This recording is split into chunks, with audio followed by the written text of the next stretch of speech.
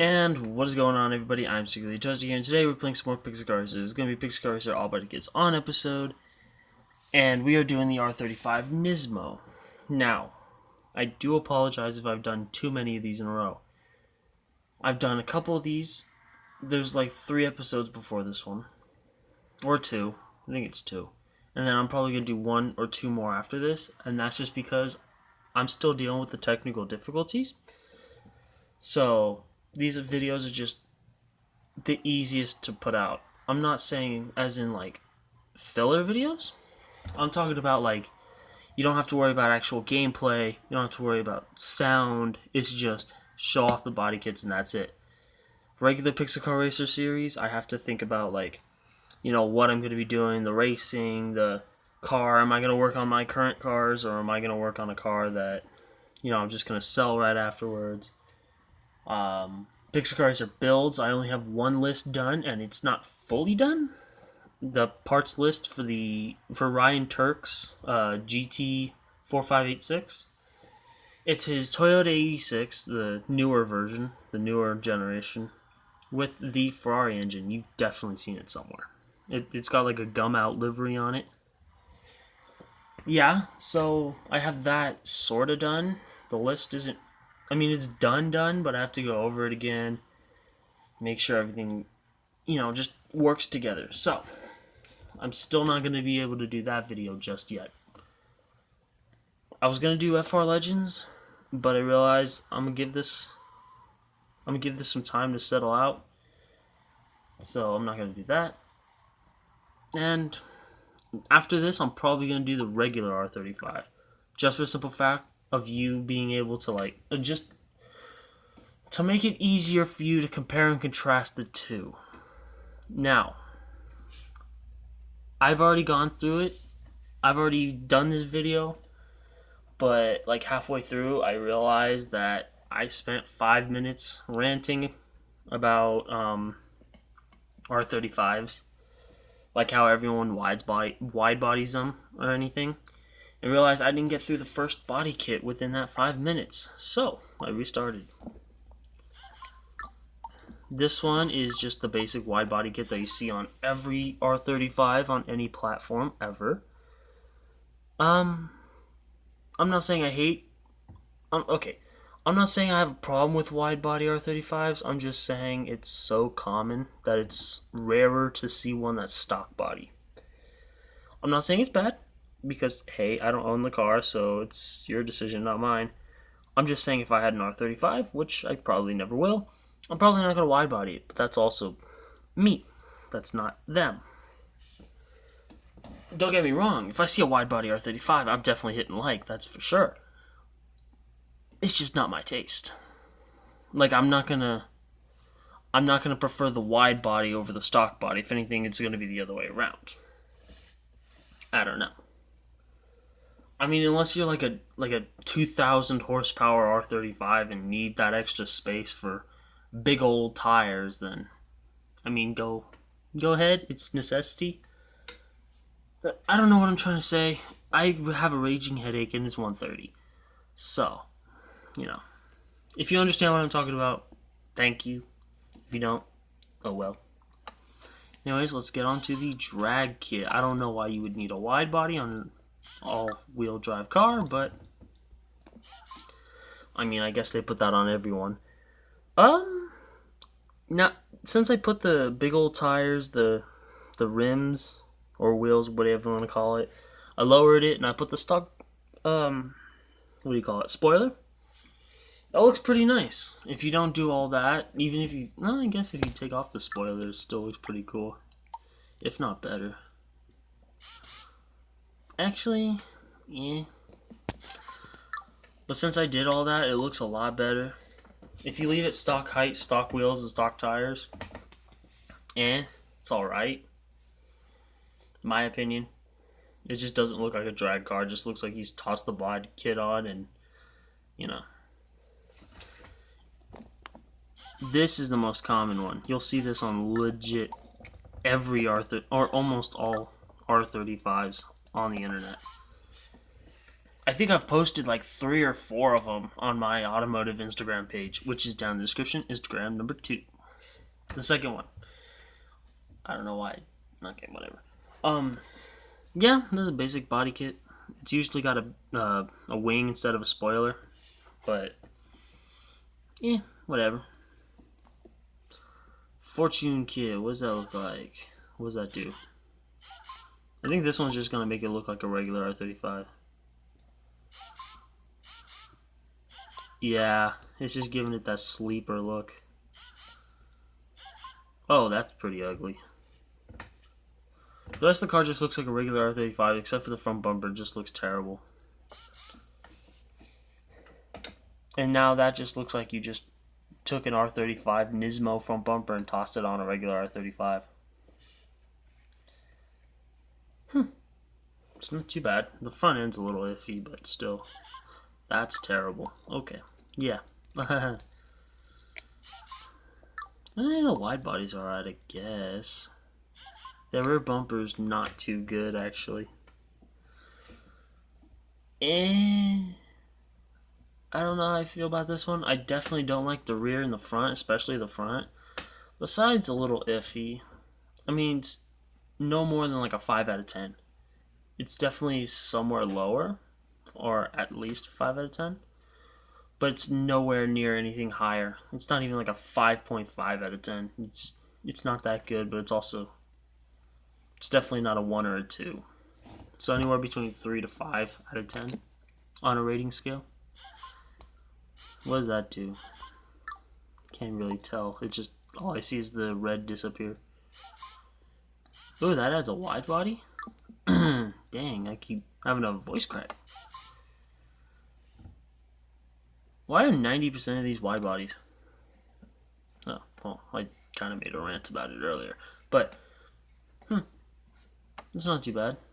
The rear end's kind of iffy because it has like that jumbleness right there by the exhaust pipe. But still, not too bad. Not too bad. This is probably going to be exactly the same with the regular R35. Now I'm questioning whether I should make that episode or not.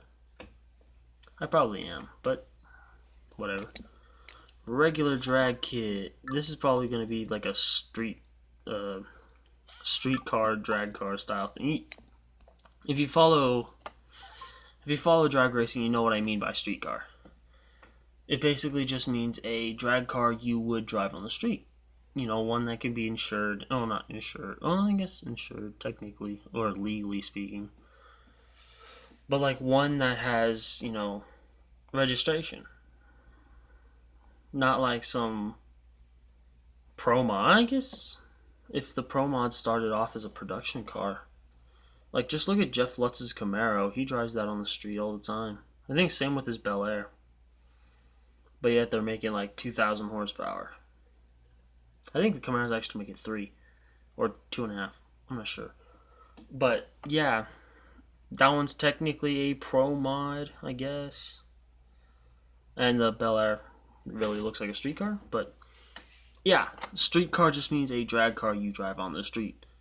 A good example of this would be the Motor Trend Drag Week. I think that's what it's called. If you know what I'm talking about, you know. You're definitely in the drag scene if you've heard of Motor Trend Drag Week, that's for sure. They do a lot. No, 1320 does a different event, but they do a similar event.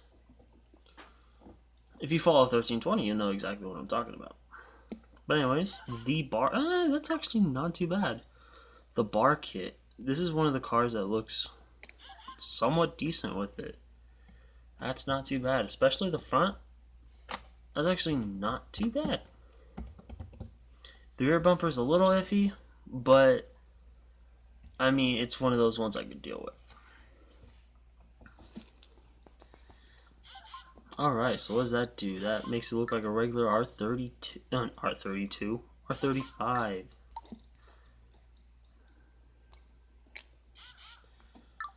The red in the back kind of messes up the look of it. Otherwise, it would just look real nice, real simple body kit. And the sticker bomb. Let's see what they do with this car. They put it at the bottom. If you know me, you know that this is one of my least favorite kits besides the tuner and the Fortune kit. Just because those are like the worst body kits. They make the car look absolutely horrendous. But I don't like this one just because it's the same for every car. It just runs along the bottom.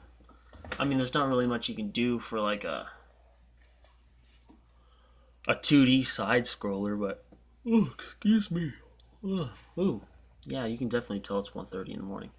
Oh, 1:40 now. But there's not really much you can do in a side scroller. You can't like make the hood look like that or the spoiler. You know what? Actually, you know what?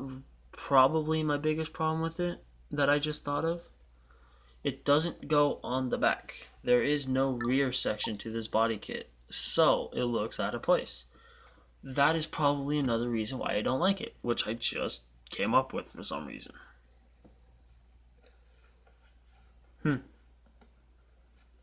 Yeah, not one of my favorites. I mean, some cars look really cool with it, like the 64 Impala. If, when you watch these episodes, I usually bring up that build. But, like, it goes along the side trim. So, that's a rare exception. Anyways, let's do the delete kit. If it removed the whole rear bumper, it would probably be a lot cooler, but I bet they can't do that just because of the lights. That looks cool. Ooh, especially with that intercooler. Did I add that, or did that just come stock with the car? Give me a second. If I add an intercooler, does it look different? Give me a second. I gotta go pull the gold one off the Kia. I think it's on the Kia. I wasn't really paying attention. Yeah, alright, so if I add the gold one, does it make it look different? Because I obviously didn't put one on, so does it make it look different, or is that just how it's set? Oh, it just changes the color. That's cool. Alright. Let's go put that on before I forget. Yeah, see? Oh, I don't think I mentioned in this episode, but I was talking about how like I'm gonna do the R35 and the R35 Nismo in 2 different episodes. Just because if I went back and forth to compare them, it would take too long because these usually take 12 to 15 minutes. We're at 12:36 as of the second this sentence started. So, that's another reason why I plan on doing them in 2 different episodes. I know I could just be like, oh, I already did the R35 Nismo, why do the regular R35? But who knows, maybe some of them are changed. I don't go through these before I do the episodes. And if it ends up to be a dud, I mean, I still put it out there. Just in case y'all want to see that, or, just want to go through the body kits on a car you were planning to build in this game. So, because there's a lot of them that are pretty big duds in the series. I can't think of any off the top of my head. The Bel Air was probably one of that one had like hot rod style to it, so it took a lot of the trim off and stuff like that. But there are a lot of ones that just had too simple for it to actually be an interesting video. This one is kind of a dud, but at least the body kits look somewhat different. But anyways, if I really had to choose one, and this is actually not going to be a surprise, it's probably going to be the regular drag kit. I know, out of all the ones I picked, out of all the wide body ones, I chose the drag kit. And like I said, if I had to choose between a wide body R35 and a stock body one, I would probably take the stock body one just for simplicity. Plus, not to mention, I grew up with drag cars. I watched a lot of 1320, and I've seen a lot of drag R35s. I think it's ECS that makes that 2,000 horsepower one. Maybe if my mouse would work. ESC GTR. I think it's ESC. It's that one with like the pink lettering on the side. Oh, give me a second. Give me a second while I find this. It's ETS, as in elephant. Um, what's the military? I'm not even gonna go into the military code because I don't remember it, and I'm not gonna start googling stuff to find out. But it's ETS. So yeah, they make some pretty fast GTRs, and it looks similar to the kits they use. So that's probably why I like it the most. But they use regular GTRs, not Nismos, because Nismo is more of like a track based orient. It has more power. It goes from like 545 to 600, but these ones handle better, where you can just get away with using a regular GTR and building the motor because you don't need all that turning equipment when you're going straight. So you can just use a regular R35 and just build it to all heck. Yeah. All right. Well, that's where I'm gonna end the video. I hope you enjoyed it. If you liked the video, leave a like. If you disliked the video, leave a dislike. Tell me down in the comment section why you like dislike the video. Talk to me down in the comment section. I love giving thumbs up, hearts, and positive and all around good replies. Positive, supportive, and all around good comments. But I'll never react negatively to a negative comment because that's quite me. I'm all about spreading positivity. If you want positive content, go down into my description. It used to be nothing but positive content, like positive sayings and all. But I started liking just like absolute shit posts and memes, stuff like that. So there's memes mixed in with that. If you want to feel good and you want to laugh, go check out my Twitter.